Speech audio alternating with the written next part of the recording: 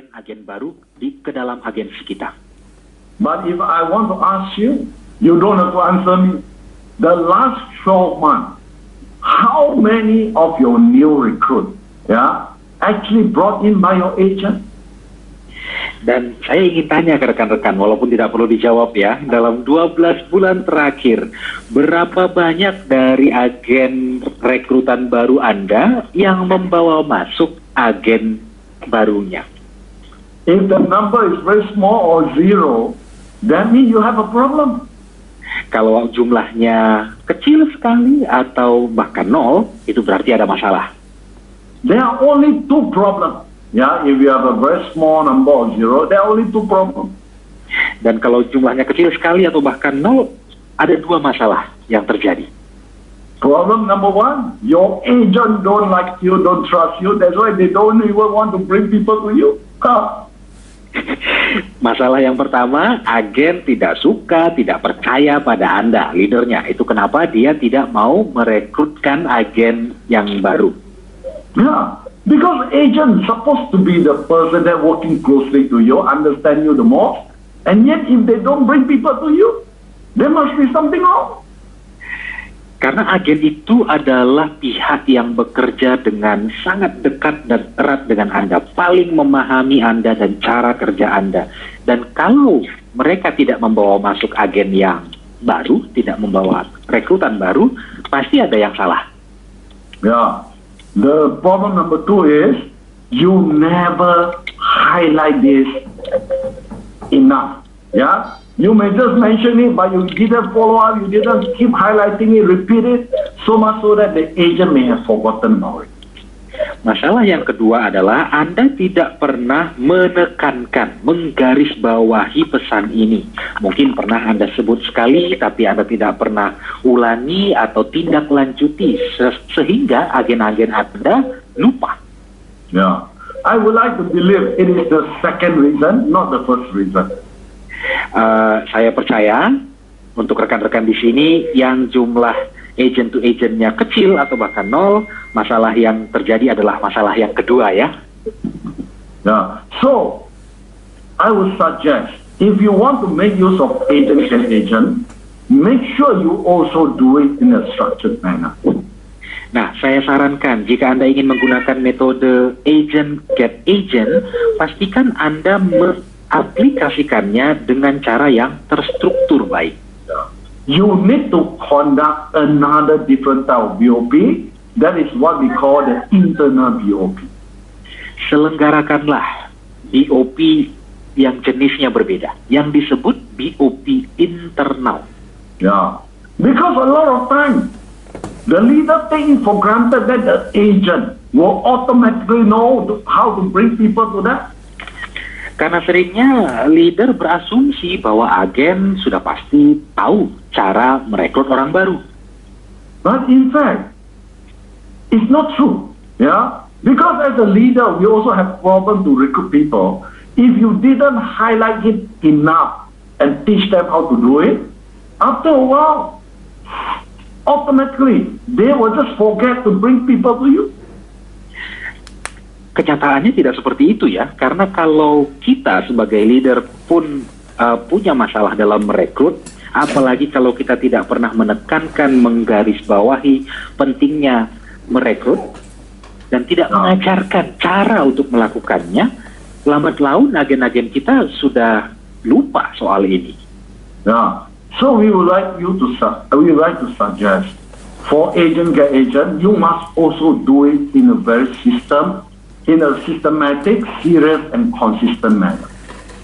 Itu kenapa saya sangat menganjurkan untuk metode agen get agent ini, lakukanlah dengan cara yang sistematis, konsisten, dan serius. So we suggest every 2 months or every 3 months, you must organize an internal BOP. Saran kami, setiap 2 atau 3 bulan, lakukanlah BOP internal. The purpose of this internal BOP is different from the external BOP. Tujuan dari BOP internal ini berbeda dari BOP eksternal. The purpose of internal BOP is to get this agent excited, yeah, and always remind them to bring people into the agency. Tujuan dari BOP internal ini adalah untuk memompa semangat agen dan mengingatkan mereka untuk selalu berupaya membawa masuk rekrutan baru. Because when your agent they go out to do sales, automatically they are going to meet someone who are not happy with their job. So you need to get them to bring them in. Karena sebagai agent, ketika mereka sedang terjun ke lapangan untuk menjual, pasti mereka akan bertemu orang yang tidak puas dengan pekerjaannya yang sekarang. Dan karena itu, ini adalah otomatis menjadi kandidat untuk rekrutan baru kita. Yeah. So we suggest every 2-3 months you do an internal BOP, and this internal BOP is a very short one. Don't have to be very long, 45 minutes or 1 hour, good enough. Jadi, setiap 2 atau 3 bulan lakukan BOP internal, dan durasinya pun tidak harus panjang ya, 45 menit atau 60 menit sudah cukup. Yeah, you can coincide with some occasion like, you know, the Raya time, you know, maybe the appreciation night or recognition night and all that. Yeah, just take about 45 minutes. Highlight, yeah, to the agent the importance of bringing people to the agency. Atau bisa digabung dengan acara-acara yang lain, misalnya malam penghargaan atau syukuran karena hari keagamaan di agensi Anda. Selama 45 menit kira-kira tekankan pesan pentingnya membawa masuk rekrutan baru ke agensi kita. Yeah. We suggest every time ask the agent to bring 2 persons who are important in their life. Kami sarankan juga minta agen-agen Anda untuk membawa serta 2 orang yang mereka anggap penting dalam hidup mereka. Remember, the 2 guys that they bring is not for you to recruit, but these 2 guys are the one that has influence on the agent. Ingat, 2 orang tamu yang dibawanya ini bukan untuk kita rekrut ya, tapi mereka inilah yang akan memengaruhi agen kita tadi. Yeah. So during this internal BOP, yeah, you not only you make this agent excited, make the 2 guys also excited. Di BOP internal ini jangan hanya semangat agennya saja yang kita pompa, tapi juga semangat 2 tamu yang dibawanya. These 2 guys usually they bring in their spouse, their parent, their close friend, you know, the big client and all that who are very close to them. 2 tamu ini biasanya mungkin pasangannya ya, suami istrinya, atau orang tuanya, atau sahabatnya, atau mungkin nasabah topnya. Yeah. So when you make these people excited, when going back home, these people will help you to remind the agent consistently to bring people to the agency. Kalau kita berhasil memompa semangat orang-orang ini, para tamu ini, di rumah nanti merekalah yang akan mengingatkan agen Anda untuk terus berupaya membawa masuk rekrutan baru ke agensi Anda. For example, the 2 guys, they bring either the spouse or parent. When go back home, the spouse and the parent will ask him, when are you going to become leader? When are you going for your promotion? Make sure you quickly, you know, bring people and then become a leader. Misalnya kalau tamu yang diajak adalah suami atau istri atau orang tuanya, di rumah nanti mereka akan tanya, kapan jadi leader? Kapan promosi? Kapan kamu rekrut agen-agen baru? Gitu. Yeah. So rather than you are the one that keep reminding them, you rally the people, the important people to this agent, help you to remind this agent when they are out at home or out of the office.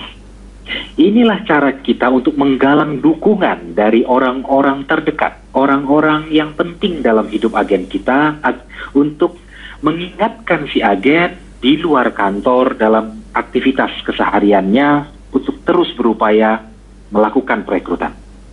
In fact, in foreign country, Western, yeah, America and all that, the leader usually do home visit.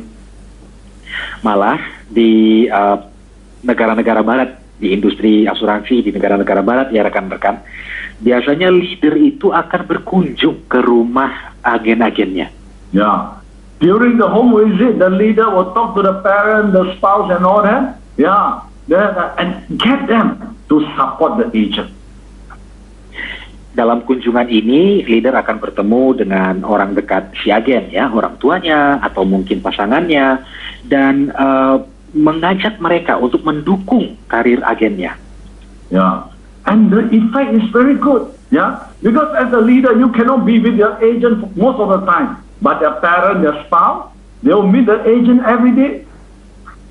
Dan dampaknya besar dan positif ya, karena sebagai leader kita tidak bisa setiap detik bersama agen kita ya, tapi orang tua atau pasangan si agen ini akan menghabiskan banyak waktu dengan mereka.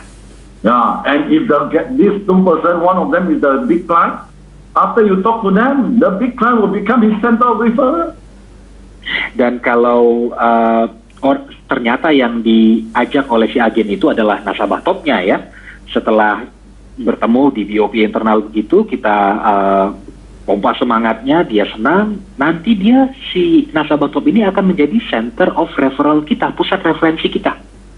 So ladies and gentlemen, let's do this agent get agent in a very structured and very professional manner. Rekan-rekan, saya ajak rekan-rekan untuk menjalankan metode agent get agent ini dengan cara yang terstruktur dan profesional. Yeah, so if you do this consistent enough, then it will create a recruitment culture in the agency. Jika Anda aplikasikan ini secara konsisten, cukup konsisten, Anda akan menumbuhkan budaya rekrutmen di dalam agensi Anda. Yeah, okay? And finally, after learning all this, step number 1 that you need to do is to list down 60 potential agent that you are targeting to talk to them in the next 3 months. Nah, setelah mempelajari semua materi ini, Bapak Ibu, langkah pertama yang perlu Anda jalankan adalah menyusun daftar 60 calon agen yang Anda targetkan ya dalam 3 bulan ke depan. Ya, sebagai kita biasanya menyuruh agent baru kan, buat itu project 100, ya, menyerahkan 100 nama kan. Sebagai leader, ya, we need to list down 60 potential target as well. Waktu kita masih jadi agent, kita dikasih tugas sama leader untuk project 100 ya, mirip seperti itu. Sebagai leader, kita susun daftar 60 nama calon prospek agen kita. So tonight, go back, I would like to suggest, go through this one by one. Started with your family and your relatives. Who are the ones that you think you want to talk to them in the next 3 months, 90 days? Jadi malam nanti di rumah saya sarankan rekan-rekan untuk mulai menyusun daftar nama ini, prospek rekrutan ini. Yeah. Okay. Then after that, go to your classmate, ex-classmate, ya, yang itu teman kelas, ya, di university, ya, di sekolah dan sebagainya. Okay.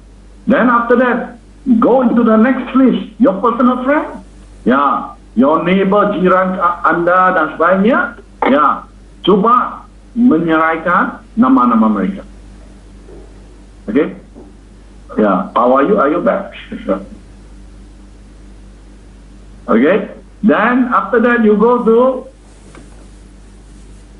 your ex-colleague. Ya, kalau Anda bergabung, sebelum itu Anda bekerja di mungkin perusahaan-perusahaan yang lain tuh, memang mesti Anda mempunyai mantan colleague Anda. Ya, masa dulu, ya, tuliskan nama mereka. Dan lepas itu teman-teman pergaulan, kalau Anda memang bergabung dalam social group, ya, okay. Dan teman di pekerjaan. Lepas tu, ya, siapakah nasabah-nasabah anda? Mungkin, ya, dia pernah berbincang dengan anda terhadap bahawa dia memang, mempunyai masalah dalam pekerjaan mereka dan sebagainya. Ya, list down ni. Ya, okay. Lepas tu, your personal observation, pengamatan pribadi. Ya, so ladies and gentlemen, you need to list down these 16 names.